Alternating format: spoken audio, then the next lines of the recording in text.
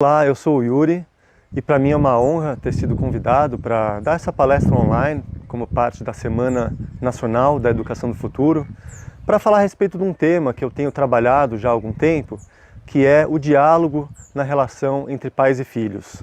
E esse tema que eu vou tratar nessa apresentação, ele tem tudo a ver com o tema do evento, porque são valores que nós estamos precisando urgentemente desenvolver nos nossos filhos, nas nossas crianças, na nossa sociedade e entre nós, que são valores de respeito, valores de empatia, de compreensão, de aceitação, de compaixão.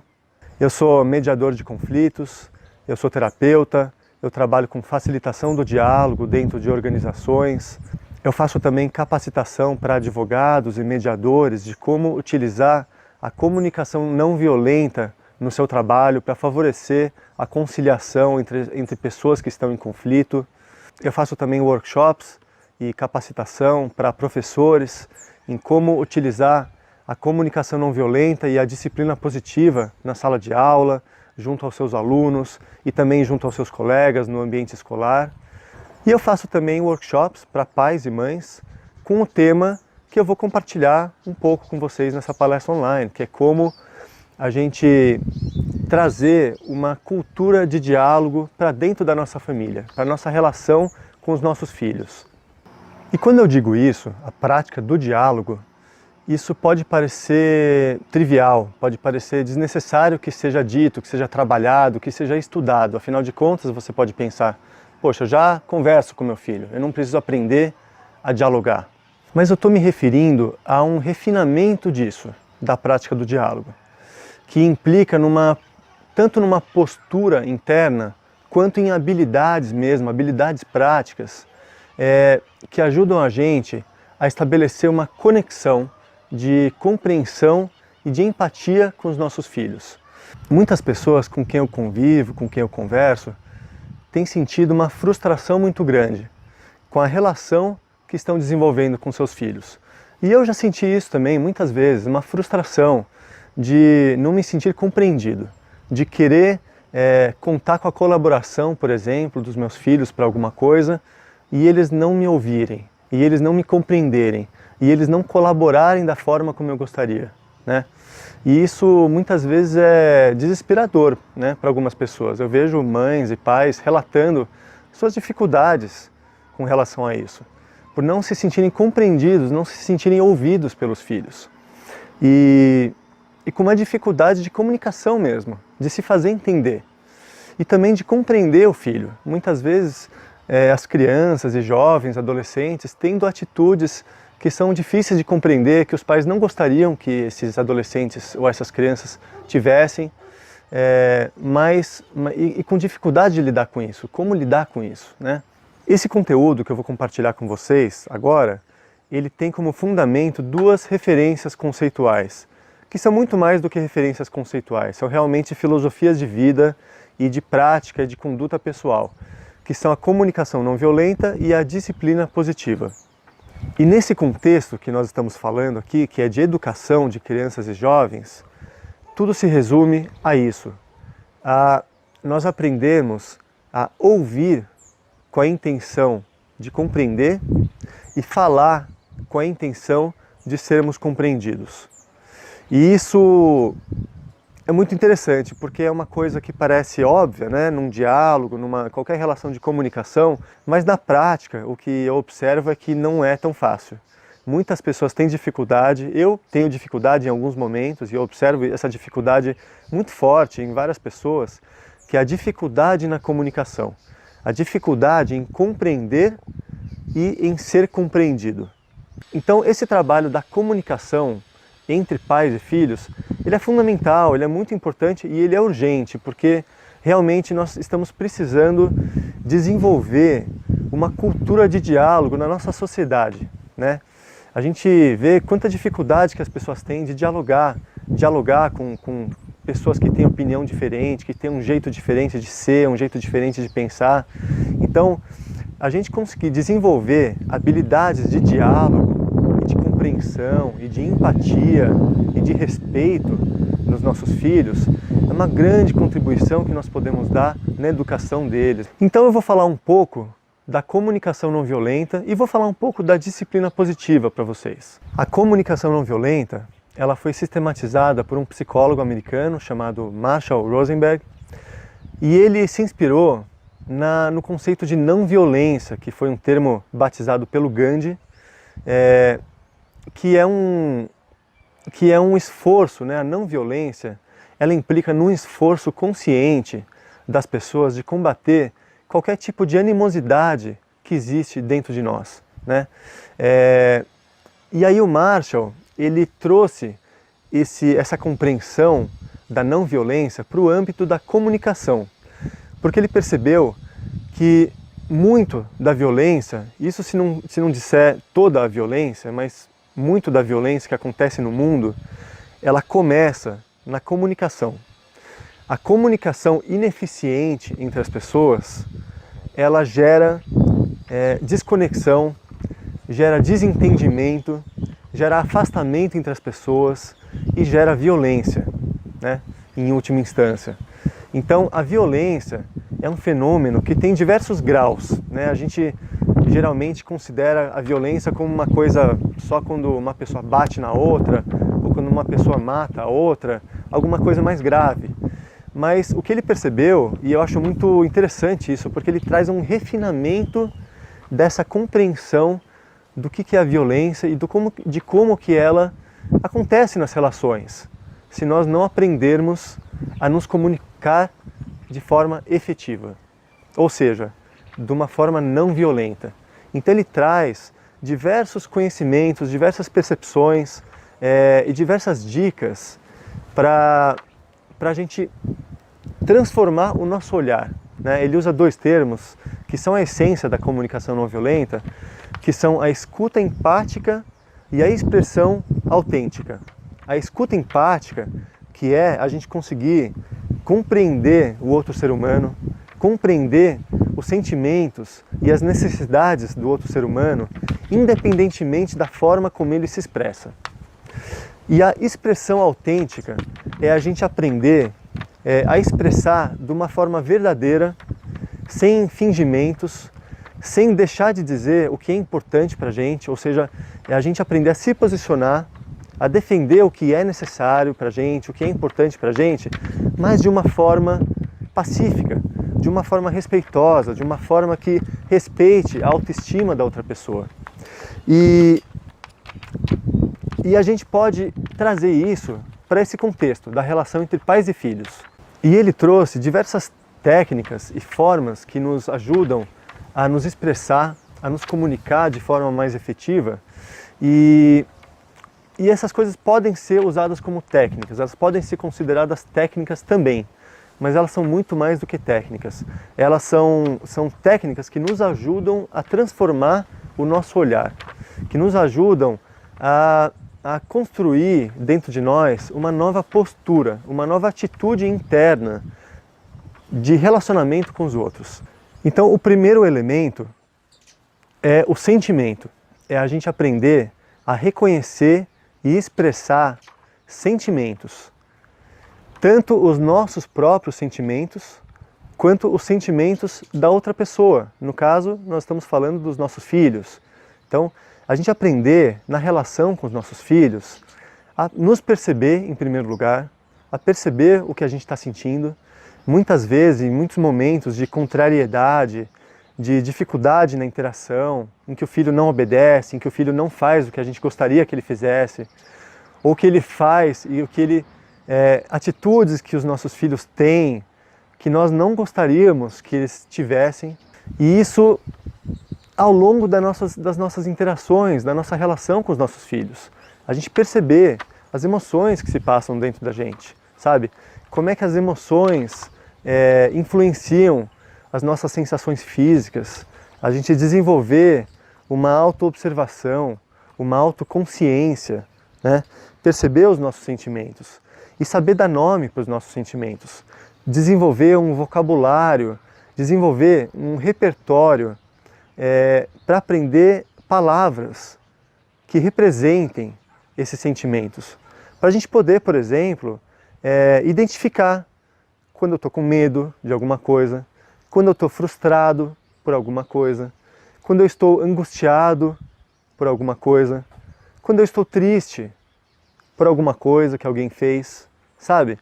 Porque uma coisa interessante da gente observar é que quando a gente identifica um sentimento, identifica uma emoção e dá um nome para isso, a gente já consegue ter um distanciamento. A gente consegue se desidentificar daquela emoção, porque a gente olha aquela emoção e nós nos colocamos como um observador de fora daquela emoção. E nós conseguimos ter um domínio do que nós fazemos com aquela emoção. E isso implica numa educação emocional, em a gente ensinar as nossas crianças e os nossos jovens a ter uma sensibilidade e um conhecimento e um acolhimento para os próprios sentimentos, a saberem lidar com os próprios sentimentos, a gente criar, desenvolver pessoas, ajudar as pessoas, né, os nossos filhos, a se desenvolverem enquanto pessoas que têm consciência das próprias emoções, que têm essa autoconsciência, que têm equilíbrio emocional. Isso nós estamos precisando desenvolver nas nossas famílias, na nossa sociedade. Pessoas mais equilibradas emocionalmente. E aprender a expressar os nossos sentimentos, a dialogar a respeito disso. Saber falar para outra pessoa, olha, eu estou sentindo isso, eu estou sentindo aquilo. E o outro elemento que eu quero destacar da comunicação não violenta é a gente aprender a reconhecer e expressar necessidades. Então tem os sentimentos e tem as necessidades. É a gente conhecer as necessidades humanas. A gente perceber, por exemplo, que todo ser humano tem algumas necessidades. Algumas necessidades que são comuns a todas as pessoas, independente de nacionalidade, independente de profissão, independente de idade, todos têm determinadas necessidades. E a gente aprender a perceber essas necessidades na gente e perceber e reconhecer essas necessidades em uma criança, que são as mesmas necessidades que nós temos.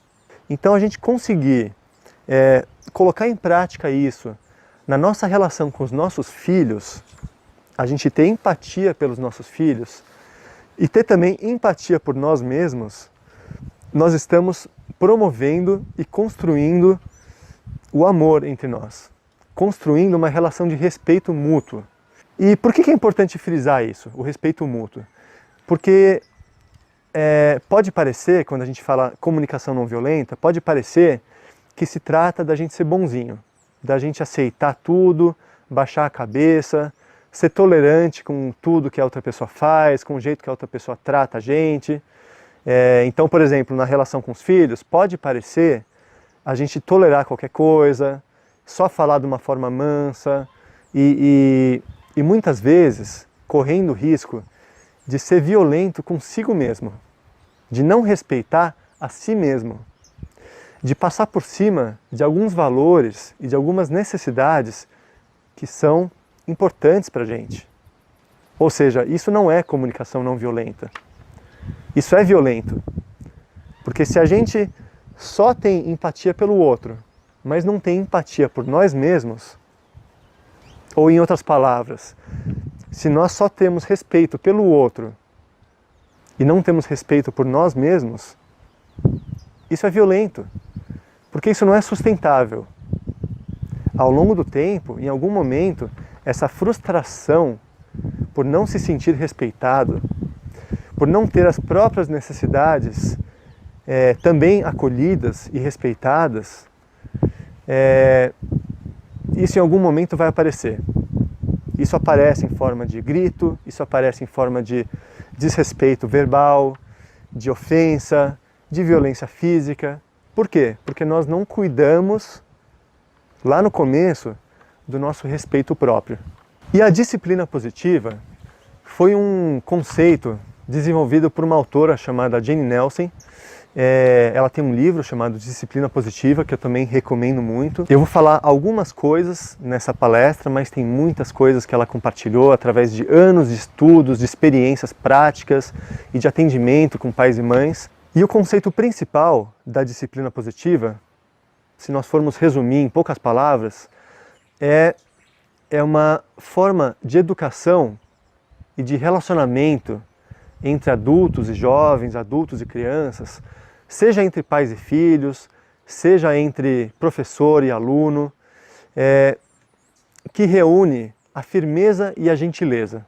Porque tem pessoas que têm mais facilidade em manter uma relação firme, em manter um jeito firme de lidar com a criança, colocando limites, dando boas referências de valores, de educação, do que a criança deve ou não deve fazer, né? Só que pessoas que têm dificuldade em fazer tudo isso de uma forma gentil, de uma forma educada, de uma forma que respeite a autoestima da criança, que respeite o senso de amor próprio da criança, né? Então essa é a firmeza sem a gentileza. E tem pessoas que têm mais facilidade de desenvolver uma relação gentil e com pouca firmeza. Pessoas que têm mais empatia com a criança, têm mais compreensão com o sentimento da criança, que têm mais tolerância com algumas coisas e que quer deixar a criança ou o jovem experimentar algumas coisas por conta própria, né?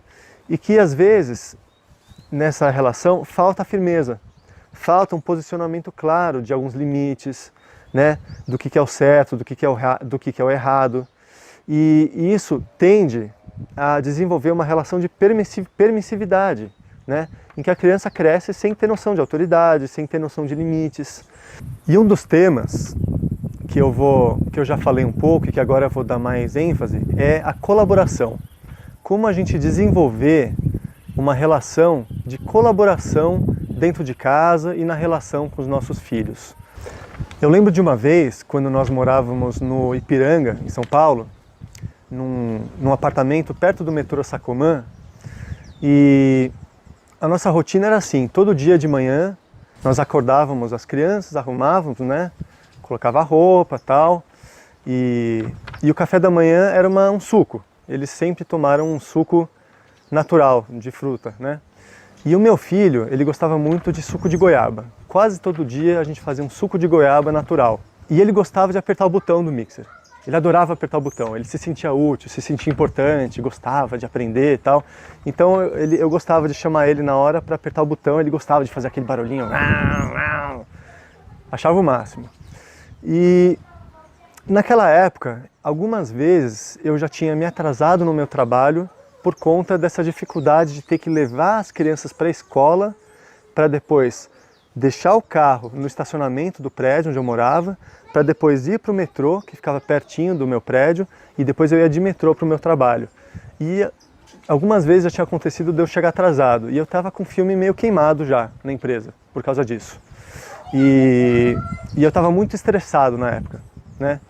Com medo, né? Medo de comprometer minha reputação profissional por conta disso, dos meus atrasos. Estava muito chata essa situação. E aí, nesse dia, a gente acordou meu filho e a gente estava atrasado, ele demorou por algum motivo, não lembro porquê. Ele se atrasou um pouco e ele foi me ajudar a fazer o suco de goiaba. E quando ele foi apertar o botão, a mãe dele, a minha esposa, chamou ele para vestir a roupa. E ele não queria ir, eu falei, vai lá filho, vai vestir a roupa. Ele foi.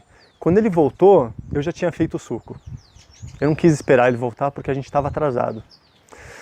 E ele ficou indignado, ficou desolado, ficou muito frustrado.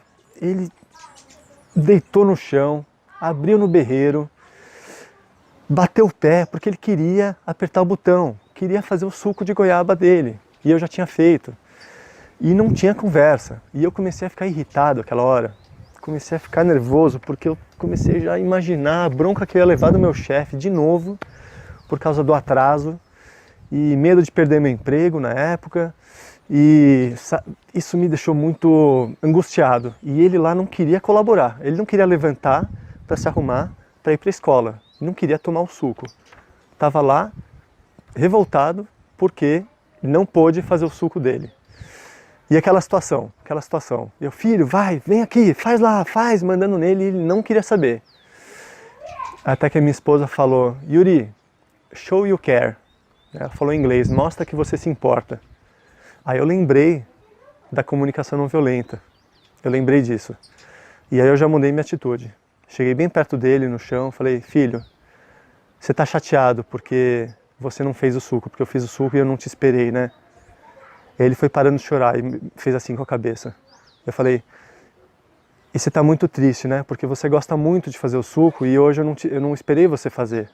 Eu fiz sem te esperar. Ele, começou assim, mostrar que era isso mesmo. Eu falei, eu estou entendendo, filho, me desculpa, porque eu não consegui esperar, porque a gente já estava muito atrasado, tá bom?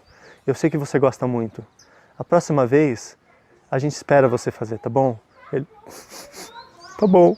Aí ele veio aqui no meu colo. Ele veio no meu colo, eu acolhi um pouquinho, alguns segundos, acolhi, compreendi o sentimento dele, compreendi a frustração que ele estava sentindo e falei, agora vai lá se arrumar porque a gente está precisando sair. Ele pegou e foi. Então, para mim, isso foi um grande exemplo de sucesso, de como a gente consegue obter a compreensão do outro, por mais criança que seja, quando a gente também compreende ele, quando a gente demonstra empatia pelos sentimentos e pelas necessidades da criança. E agora, sofisticando um pouco mais essa habilidade de construção da colaboração, da relação de colaboração com os filhos. Tem situações que o nosso pedido, ou o que nós queremos que a criança faça, não é muito fácil para ela, ela tem alguma resistência, tem alguma dificuldade para atender o jeito que a gente quer que ela se comporte, o jeito que a gente quer que ela faça determinada coisa.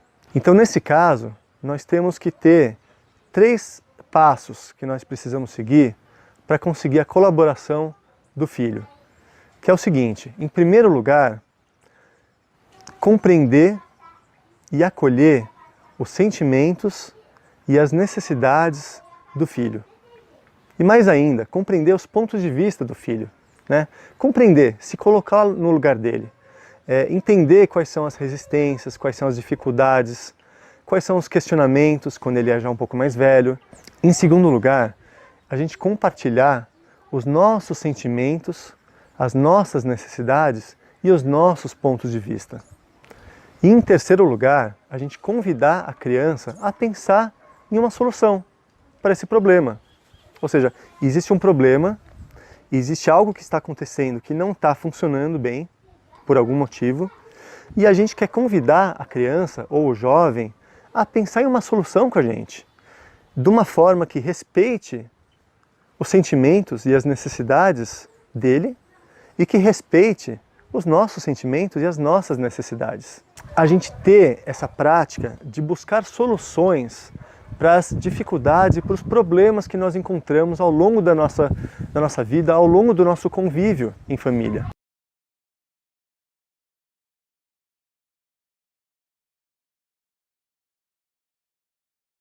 E teve um workshop que eu fiz lá em São Paulo e uma mãe trouxe esse exemplo. Poxa, Yuri, como é que eu faço para... eu tenho um filho, adolescente, que ele não arruma a cama. E aquilo me incomoda, aquela cama bagunçada assim... Fico nervosa, me incomoda e eu peço para ele arrumar a cama, ele não arruma a cama. Como é que eu faço para resolver isso? Aí eu passei justamente isso, eu falei disso, da metodologia de resolução de problemas. Aí eu até falei assim, você pode falar para ele, por exemplo, ó filho, eu imagino que para você isso não seja importante, porque, poxa, que saco, né, ter que arrumar, você não vê sentido nisso, e tudo bem, eu respeito. Mas é o seguinte, para mim isso me incomoda muito. Eu preciso de ordem, é uma necessidade que eu tenho. E eu fico irritada com isso. Como é que a gente pode fazer para resolver isso? Como é que você pode me ajudar? Aí eu fico mais em paz com esse assunto. Percebe? É um jeito respeitoso de pedir ajuda.